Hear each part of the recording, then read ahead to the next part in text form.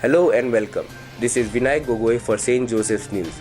Let's have a look at the headlines for this segment. Amit Shah's Hindi push outrages state leaders. Former CM Veerappa Moily and BJES President Father Dr. Jerome D'Souza inaugurates Open Heart 2020 at campus. SJAC observes World Conservation Week. WACC holds another edition of its annual pet show, Paws and Play. Now, the news in detail.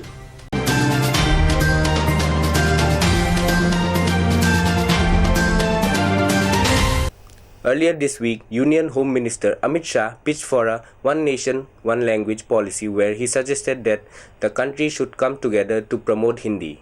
He also equated it to realizing the dream of Mahatma Gandhi and Sardar Patel of one language for the entire country.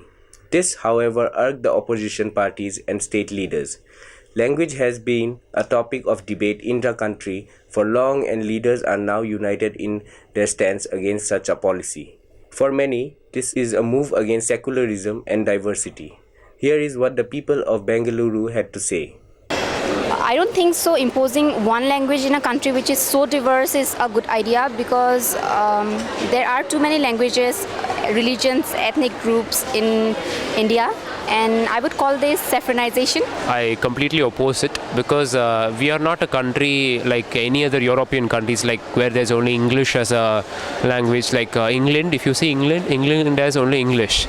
So there is no any linguistic diversity in the country. But India is known for its diversity, not only in language, in culture. That's why we call unity in diversity.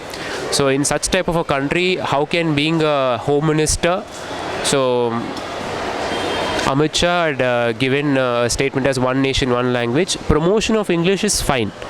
There are certain facts that do define this as a problem, the problem of not having one language.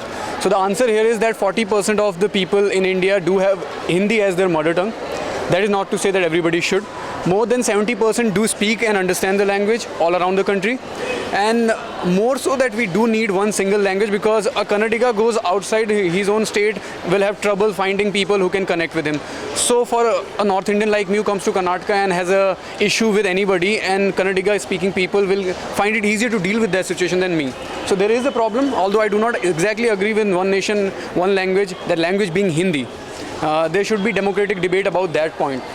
He had rectified his statement. He never said there should be a forceful implementation of any language on anybody.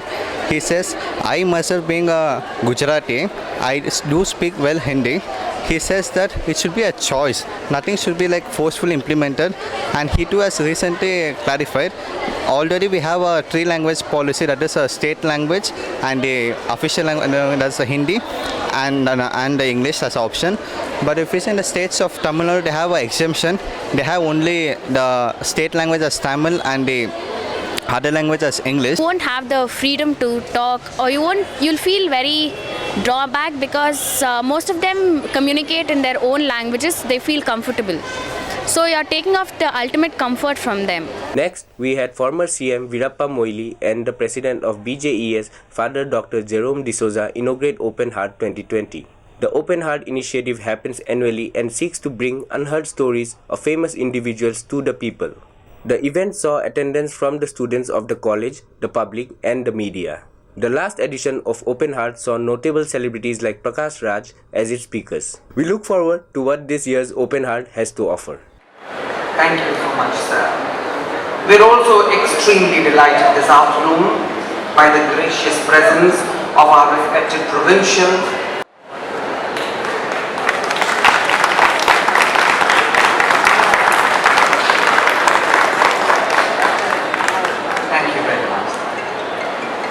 Moving on, a week long of events were organized in connection with the Conservation Week from September 16th by United Conservation Movement Association in St. Joseph's College Autonomous. Programs such as quiz, poetry slam and photography, along with other activities that aim to promote eco-friendly living habits, were conducted. The event was aimed at using the power of youth to help with spreading awareness of conservation of different species of various living organisms. As part of the Conservation Week, students of St. Joseph's College organized a poetry slam on 17 September in Loyola Hall, where students wrote poems on environment issues. the students also organized another interesting entomology event, Insecta, on the 17th of September in the UG Quadrangle. During this event, they held a demonstration of different types of insects, which helps our environment. Hi everyone, I'm Sumera. I'm part of this organization called UCMA, and this week we are hosting our Conservation Week in St. Joseph's College, and the event I was in charge of is called Poetry Slam. So our basic aim was to spread awareness through different forms of media, one of them being writing, and in writing specifically poetry. And we are hoping we spread as much awareness to help Josephites really take a step forward in saving our planet Earth. We had a great event. Our judge was Professor Rincy of the English department, and we had a lot of fun. Hopefully you all, had fun too, I guess. Thank you. Last but not the least, the Wildlife Awareness and Conservation Club of SJAC organized Paws and Play on Thursday, a pet show where students and participants from outside got their dogs to college for a ramp show. The entire college gathered around the quadrangle to watch their furry friends walk the ramp and perform different activities.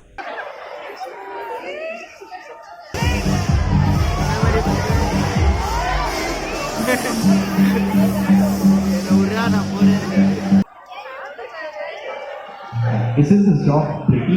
Yeah, pretty. So how are you guys supposed to react?